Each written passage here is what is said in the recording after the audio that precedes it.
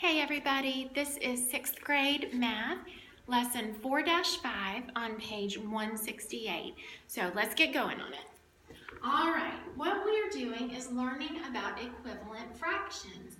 And we are working our way very carefully to the end result of this lesson, which is learning to reduce fractions all the way. And you won't really understand that until we get to the end of the lesson. But remember to pause if you need to, or to go back and rewatch if you need to. And I'm sorry to walk in front of the camera, but I needed to erase one thing here that I had written. Okay, let's look at the top. Now, of course, we've already done this in class, but we had to really move through it quickly. So we'll just kind of consider that an introduction and reteach it right here. So we have fractions 1/2, 2/4, and 4/8.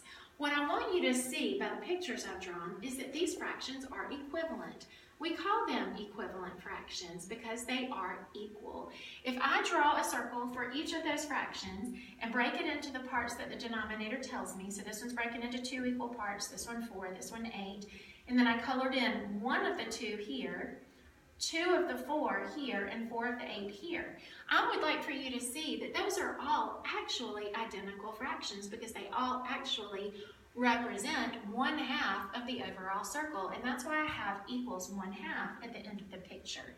So that's what we're going to be doing. We're going to be making fractions that are equivalent, but that are not represented by the same numbers in the numerator and the denominator as the fraction that we're making it equivalent to.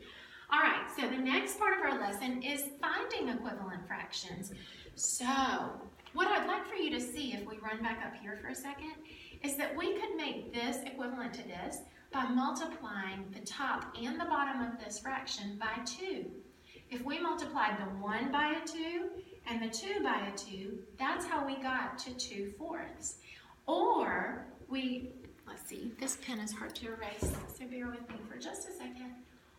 Or if we multiplied the top and the bottom of that fraction by 4, whatever I do to the top, I must do to the bottom and vice versa. If we multiply them both by 4, we got 4/8. So let's practice doing that. We're going to make an equivalent fraction for 1/2, but we can make it anything we want. So we can multiply it by anything we want as long as we do to the top what we do to the bottom, or do to the bottom what we do to the top. So I'm going to multiply both of these by 10. If I multiply the top by 10, it equals 10. And if I multiply the bottom by 10, it equals 20. So what I want you to see is that 1/2 is the same as 10/20. If we were to draw a circle for 1/2, it would look like that. If we were to draw a circle for 10/20, break it into 20 equal parts, color 10 of them, it would still look like that. Isn't that cool? Now let's do the same thing to 3/4. Let's find an equivalent fraction. Any equivalent fraction. I could multiply the top and the bottom each by 2, and that would give me 6/8 because 3 times 2 is 6, 4 times 2 is 8. Or I could multiply them both by 3. That would give me 9/12 because 3 times 3 is 9, 4 times 3 is 12. Or I could multiply them both by 20, and that would still be an equivalent fraction, and that would be 60/80. So again, if we were to represent all 4 of those with circles, ultimately, only 3/4 of each circle would be colored. Even if we broke it into 80 parts and colored 60 of them, you would see that it only represented 3/4 of the circle. So let's try one for 10/20. I'm going to multiply both of those by 4, just because I can pick any number I want to if I'm just making up any old equivalent fraction. So I'm going to multiply both by 4, and I'm going to get 40/80. All right, let's move to the next part of our lesson. I'm going to make sure that I turn the camera this time so that we see the whole screen, which is super important, and I messed that up before. Let's see. Bear with me just a second because I'm trying to do this with one hand while I hold my book. Okay, I think that will work. All right, so now we're going to do the next example in our book, which is example 2, and it's multiply or divide to find those equivalent fractions that we're looking for. So they've done part of the work for us this time. We just have to figure out what they did, and we have to follow that pattern. So we're going to change 2/3 to an equivalent fraction that's over 18. Its denominator is 18. But whatever this fraction is, it has to equal that when we're done. So let's figure out how they got from 3 to 18. They multiplied by 6 because 18 divided by 3 is 6, or 3 times 6 is 18. Whatever we do to the bottom, we must do to the top. So the top is going to be 2 times 6, which is 12, and 12/18 is the same as 2/3. Now let's do it with 6/10. How did they get from 6 to 24 on the top? 6 times 4 is 24. Whatever we do to the top, we must do to the bottom, and 10 times 4 is 40. Now let's look at the last one, 5/8. How did they get from 8 to 16? They multiplied by 2. Whatever we do to the bottom, we must do to the top. So 5/8 is the same as 10/16. All right, now we're going to go backwards. You'll notice here that the numbers that we were using got bigger in the second column because we were multiplying. But now, let's see, I didn't finish writing this problem. Now you'll notice that the numbers are going to get smaller because we're going to reduce these fractions to smaller numbers or to smaller fractions. They're actually not smaller fractions, they're equal fractions, but they're using smaller parts.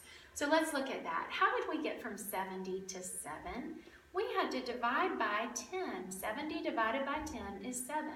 Whatever we do to the top, we must do to the bottom. So 100 divided by 10 is 10. 70/100ths is the exact same as 7/10. Now let me tell you why we reduce fractions. We reduce fractions so that we can do the math more easily. Obviously 70/100ths is a little challenging to do the math on. Those just aren't easy numbers to work with. But when we bring it down to smaller numbers in the fraction, 7/10 is much easier to do math with. So let's try the same thing with 20/25.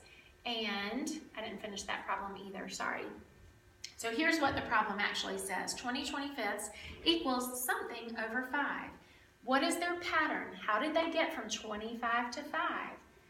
They divided by 5. Whatever we do to the bottom, we must do to the top. 20 divided by 5 is 4. So 20/25 is the same as 4/5. That means that we have reduced this fraction to smaller terms. That's a word you need to remember. We're reducing the fraction, or we're simplifying the fraction. That's another way to say it, and I actually think your book uses that word more. So we're simplifying it into simpler numbers. All right, so now we're going to do the same thing down here. This is the last part of our lesson where we want to learn to write things in their simplest form. And that means that we don't get to just choose any random number that we're going to divide by. We actually need to divide by the greatest common factor in order to get each of these numbers as small as possible. So give me just a second. I'm going to sit down on the floor because this board is so low. And I'll turn the camera just a little bit. Now let's look at this. We have 18/24. We want to put this in its lowest terms. We want to simplify it as much as possible so that the math is as easy as possible, or as easy as possible to understand, because sometimes smaller numbers like 1/2, a fraction with smaller numbers, is easier to wrap our head around than 200/400ths. So that's what we're doing, except we're going in the other direction. We're going from the large to the smaller terms, or the smaller numbers. So 18/24. In order to get it into its lowest terms, I've got to find the greatest common factor, or the biggest thing that will go into both of those numbers. The biggest thing that goes into 24 and 8 is a 6. Now I know that off the top of my head after doing many years of math. For you, you may have to find those factors. You may have to say 18 is made up of 1 times 18, 2 times 9, 3 times 6, and that's as far as we can go. And then 24 is made up of 1 times 24. Remember, this is what we've been doing in class. 2 times 12, 3 times 8, 4 times 6, and that's as far as we can go.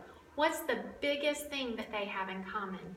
It's that 6. So we have found the greatest common factor. Now to reduce it all the way, as far as it can go, I need to divide both of those by 6. Whatever I do to the top, I must do to the bottom. 18 divided by 6 is 3. 24 divided by 6 is 4. So as you can see, 18/24 is the same as 3/4, but 3/4 is written in its simplest form, or its lowest terms. Let's try it with 6/9. What is the greatest common factor of 6 and 9? It's actually a 3, and you could find it like this, listing your common factors if you need, or listing your factors and then finding the greatest common factor if you need to. But looking at this, I know that the biggest thing that will go into both is a 3. So I'm going to divide them both by 3. Whatever I do to the top, I must do to the bottom. And that's going to put this in its lowest terms for me, which is 2/3. 6 divided by 3 is 2, 9 divided by 3 is 3, and 2/3 is the simplest form, or the most reduced fraction of 6/9. Let's do the same thing to 5/10. What's the greatest common factor, or the biggest thing that will go into both? It's a 5. So let's divide both by 5. Whatever I do to the top, I must do to the bottom. 5 divided by 5 is 1. 10 divided by 5 is 2. Now, you might have recognized already that 5 was half of 10, and so that it was going to reduce to 1/2. But mathematically, this is how we got there. And the last one that we need to look at is 8/9. What is the greatest common factor of 8 and 9? There isn't one. Actually, there is one, and it's 1. And that won't help us any, because if we divide both of those by 1, we still have 8/9. So this is in its lowest terms. You would just say that it can't be reduced, or you could write 8/9 as your answer. All right, so hope that that was helpful. You're welcome to pause, you're welcome to rewatch, and you're welcome to ask questions in class, but I hope that that helped clarify some of what we just sped through today. All right, that's it. Have a good weekend. Or actually, this is for Monday, so I'll see you tomorrow.